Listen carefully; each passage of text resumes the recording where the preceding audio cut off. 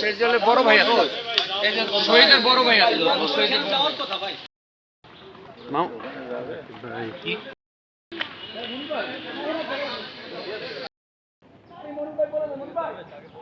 ঠিক আছে, ওর জন্য অনেক মানুষ দোয়া করে। এখানে একজন শহীদের মাহমুদ হাসান মামুন, তার কবর এখানে আছে। আমরা কবর জিয়ারত করেছি একটু আগেই। এরপরে আমরা আরও অন্যান্য শহীদদের অভিভাবক যারা আছে তাদের সাথে সাক্ষাতে যাব। এখানে এসে আসলে একটা হৃদয় বিদারক দৃশ্য অবতারণা করেছে। আমার ভাই মামুন সেদিন রাজপথে জালিমের বিরুদ্ধে প্রতিবাদ করতে গিয়ে পুলিশের গুলিতে তার বুক ঝাঁঝরা হয়ে গেছে।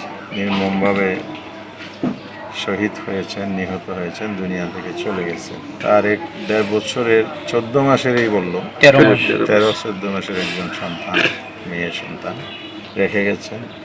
তার স্ত্রীর কান্না আমরা থামাতে পারছিলাম না। তার বোনরাও অস্ত্রসিক্ত, ভাইরা অস্ত্রসিক্ত ছিল। এক হৃদয় বিদারক দৃশ্য। সান্ত্বনার কোনো বাসা নেই।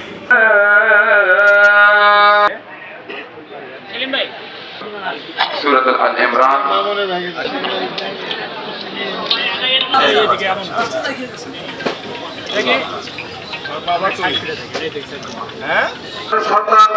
মামুন সন্তানের পরিবার আসবেন। মামুনের পক্ষ থেকে দিচ্ছে এবং তাওহীদ সন্নাবাদ বিদাত সালাউদ্দিন সন্নাবাদ।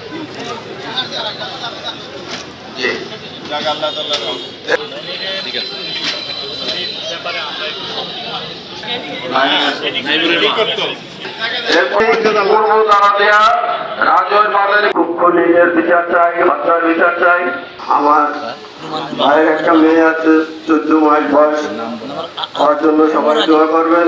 ছাত্রলীগের ক্যাডার বাহিনী আক্রমণ করে শহীদ দীপ্ত, সে যখন বাঁচানোর চেষ্টা করছিল, কিন্তু ছাত্রলীগ ক্যাডার বাহিনী তাকে ক্যাডার যে পরে এটা থাকে সেটা দিয়ে তাকে চেপে ধরে পানির ভিতরে। সে চেয়েছিল যে পানি থেকে উঠে আসার জন্য, কিন্তু ছাত্রলীগের ক্যাডার বাহিনী তাকে উঠতে দেয়নি। আমি ওদের তাহা বললে আছি, হাসপাতালের ফুটেজ বিশ্লেষণ করে যারা এখানে জড়িত ছিল তাদেরকে দ্রুত আইনের আওতায় আনা হোক। স্বাধীনতা আন্দোলনের মাত্র সূচনা হয়েছে, মাত্র কথা বলার সুযোগ আমরা পেয়েছি। এই কথা কি আর কদিন আগে বলতে পারতাম? 1 মাস আগে? এই কথা কিন্তু আমরা 1 মাস আগে বলতে পারি নাই। এক জায়গায় জড়ো হতে পারি নাই। এক জায়গায় 5 জন লোক একত্রিত হইলেই সন্দেহের চোখ তাদের প্রতি দেখা দিয়েছে, তাদের উপরে নিপীড়ন নেমে আসতো। আজকে এতটুকু সুযোগ কেবল পেয়েছি। সবাই মিলেমিশে দেশ গড়ার কাজে আত্মনিয়োগ করতে হবে। আর যারা ক্ষমতায় আছে, অন্তর্বর্তীকালীন সরকার, তাদেরকে আমরা বলেছি আপনাদের আগের সরকার যে আবর্জনা রেখে গেছে এই ময়লাগুলো পরিষ্কার করুন। রাষ্ট্র ব্যবস্থা ধ্বংস করা হয়েছে, নির্বাচন ব্যবস্থা ধ্বংস করা হয়েছে। নির্বাচন কমিশন সংস্কার করতে হবে, সংবিধান সংস্কার করতে হবে। এ ধরনের রাষ্ট্র কাঠামোর গুরুত্বপূর্ণ জায়গায় সংস্কার আনতে হবে। এই জন্য সাস্টেইনেবল রিফর্ম, টেকসই সংস্কার করে একটি যৌক্তিক সময়ের মধ্যে নির্বাচন দিতে হবে। আর নির্বাচিত সরকারের কাছে ক্ষমতা হস্তান্তর করতে হবে।